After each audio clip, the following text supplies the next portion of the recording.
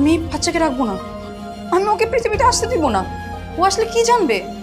ও আসলে জানবে এই দুনিয়াতে ওর আশাটা ওর বাবার প্রতিশোধের অংশ ছিল। আমি আজই ডক্টরের কাছে যাব, গিয়ে অ্যাবর্শন করাবো।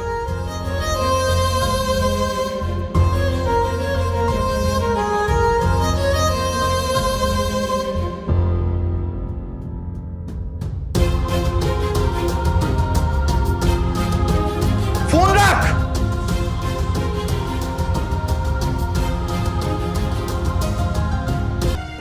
এই অবস্থায় বাচ্চা নষ্ট করা আইনত দণ্ডনীয় অপরাধ। আপনি আপনার হাজবেন্ডের সঙ্গে কথা বলুন না, তার সঙ্গে কথা বলে বাচ্চাটাকে রেখে দিন, ওকে পৃথিবীর আলো দেখতে দিন। ওর সাথে কথা বলে কোনো লাভ হবে না ডক্টর, ওর মধ্যে কোনো অনুভূতি নাই, ও মানুষ না, অমানুষ।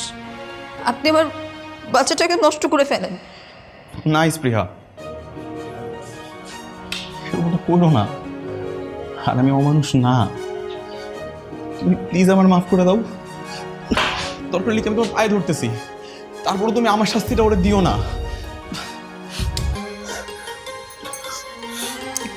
তুমি বলো তুমি আমার মাফ করে দিছো?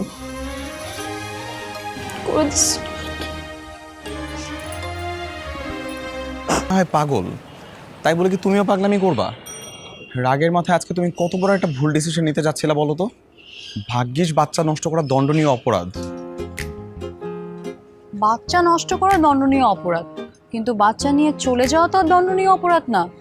এরপর যদি তুমি আমার সাথে এরকম আচরণ আর কখনো করেছো, আমি কিন্তু বলে দিলাম সোজা বাচ্চা নিয়ে দূরে কোথাও চলে যাব। এরকম কিছু কখনো হবে না।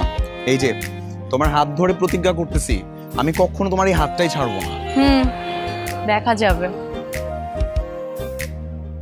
ওস্তাদ মক্কেল আছে, চলেন দৌড়ি, লোকেরা সুন্দর মেয়ে আছে। ছুড়ে দে। চলেন। এই দাঁড়া, মোবাইল মানি ব্যাগ যা আছে বাইর কর। কেন আমার মোবাইল মানিব্যাগ আমি আপনাদের কেন দিব? এই বেটা আবার কথা একবার হামদাই দিলাম।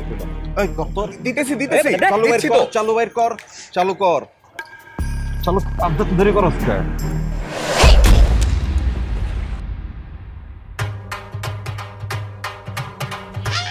কেন এখন কেন ভাবতেছিস? নিয়ে যা মানিব্যাগ। তুই ঠিক আছো? আমি তো ঠিক আছি, কিন্তু তুমি এই অবস্থাতেও পারো? নারীরা সব অবস্থাতেই ফিট, আমরা এই অবস্থাতেও দুর্বল নই। আর যদিও তোমার কোনো সন্দেহ থেকে থাকে, দেন হিট মি। না ঠিক আছে, চলো, আমি তো ভালো হয়ে গেছি। চলো বাড়ি যাই। লাগছে বেশি? ঠিক আছে।